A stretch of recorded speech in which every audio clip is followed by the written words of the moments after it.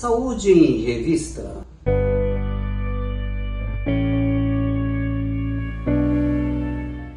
Olá, senhoras e senhores, está no ar Saúde em Revista, o programa feito especialmente para você, trazendo informações, notícias, esclarecimentos, desvendando mitos e verdades quando o assunto é saúde. E você que ainda não é inscrito no canal, se inscreva e ative o sininho para receber as notificações de toda vez que nós publicarmos uma nova matéria. E fique sempre por dentro.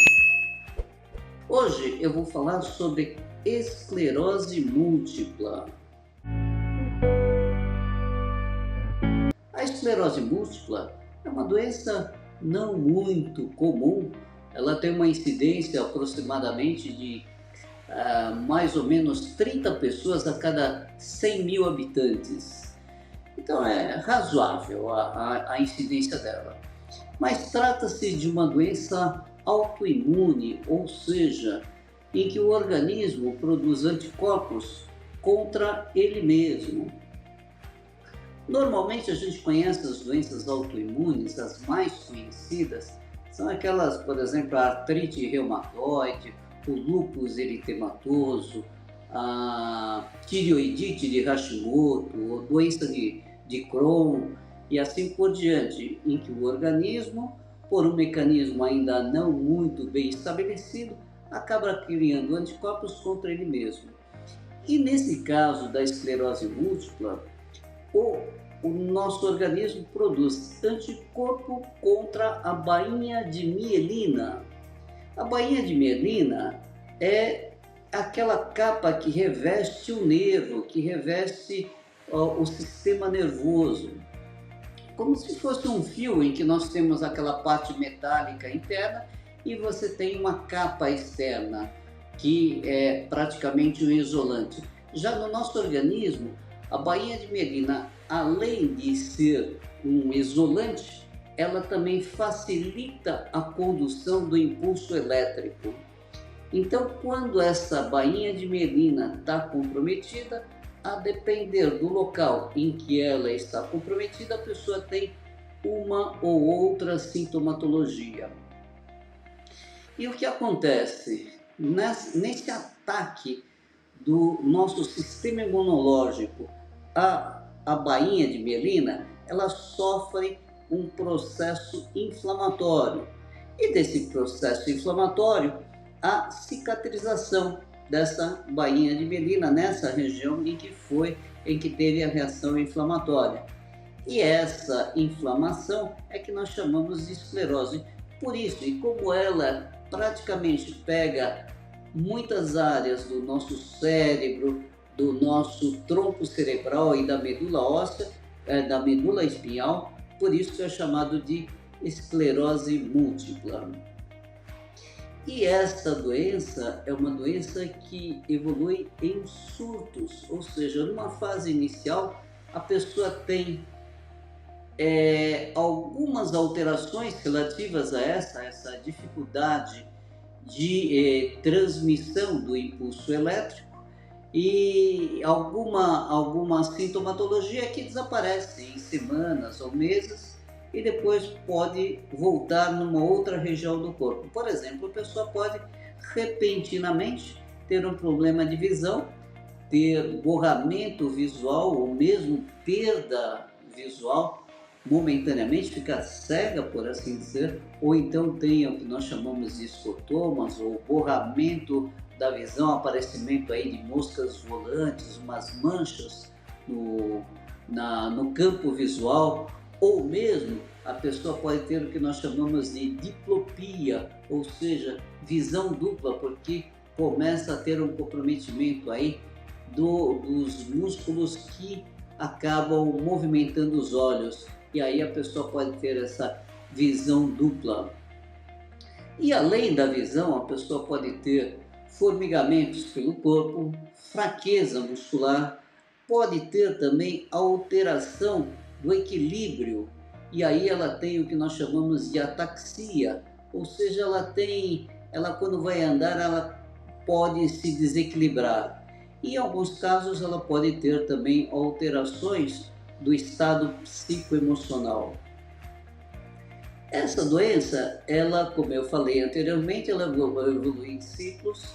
Então a pessoa tem inicialmente esses episódios e aí depois, com o passar do tempo, essa doença vai se tornando cada vez mais intensa, essa sintomatologia, e a sintomatologia acaba sendo mais duradoura e muitas vezes acaba depois não desaparecendo essa sintomatologia nas fases mais acentuadas, porque nessa parte do sistema nervoso em que ocorreu só aí um processo inflamatório e desinflamou sem criar a cicatrização, pode haver uma recuperação completa desse local. No entanto, nos novos ataques aí do sistema imunológico, a pessoa pode ter uma outra agressão e assim sucessivamente.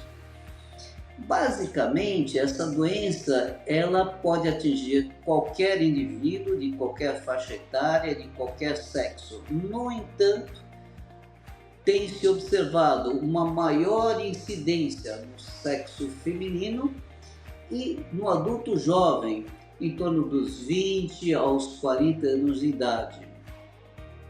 Aqui no Brasil, como eu falei anteriormente, a incidência ela ocorre em torno de a cada 30 casos em cada 100 mil habitantes. É um número relativamente baixo, mas a gente pode ter aí, ver um outro caso ocorrendo e precisa ser tratado adequadamente. Quais são as causas disso daí? Na realidade, como eu falei, trata-se de uma doença autoimune, ou seja, o indivíduo começa a produzir anticorpos que agridem o próprio organismo. Isso tem uma conotação muito individual, é uma predisposição genética. Não se trata de uma doença, vamos dizer assim, hereditária, não obrigatoriamente. Alguém que tem aí um parente com esclerose múltipla vai ter um filho ou um outro parente com esclerose múltipla. No entanto, a gente sabe que existe uma carga genética que acaba favorecendo aí a esclerose múltipla. Dos fatores ambientais, tem uma infecção por um vírus chamado Epstein-Barr, que é da mononucleose, que está muito associado a esta doença. Acredita-se que o vírus Epstein-Barr ele tenha uma semelhança muito da formação dos antígenos do próprio sistema nervoso. E aí o organismo, uma vez que entrou em contato com o vírus do Epstein-Barr, ele cria anticorpos contra esse vírus e aí ele, passando pelo nosso sistema nervoso, ele reconhece o sistema nervoso como se fosse esse vírus e acaba agredindo o vírus. Então, acaba agredindo o sistema nervoso. Daí o porquê a correlação entre infecções por esse vírus e a ocorrência da esclerose múltipla. Então, existem outras situações que possam estar relacionadas em que a gente possa dizer assim, vamos prevenir essa doença evitando isso ou aquilo. Nesse caso específico, não existe essa possibilidade, justamente porque não tem outros fatores que são documentadamente causadores da esclerose múltipla. E o tratamento, quanto mais precoce, melhor. Ele tem duas linhas de tratamento. Uma linha é a gente cuidar da sintomatologia, fazendo com que o indivíduo tenha uma qualidade de vida melhor e tenha vamos dizer assim, passe por essas fases de uma forma um pouco mais confortável. E o outro lado do tratamento é tentar evitar a autoagressão. evitar que esses anticorpos agridam o organismo. Então, são tratamentos chamados de imunomoduladores, na tentativa de fazer com que se tenha menos crises de agressão dos anticorpos contra o nosso organismo, e com isso você tem menos lesões e a qualidade de vida se torne muito melhor. De um modo geral, o indivíduo que tem aí a esclerose múltipla, ele tem apenas sintomas leves e episódicos muitas vezes por anos, tendo aí uma boa qualidade de vida. Muitas vezes o indivíduo tem essa doença e nós não sabemos, se ela não comenta, nós nem sabemos que ela tem essa doença.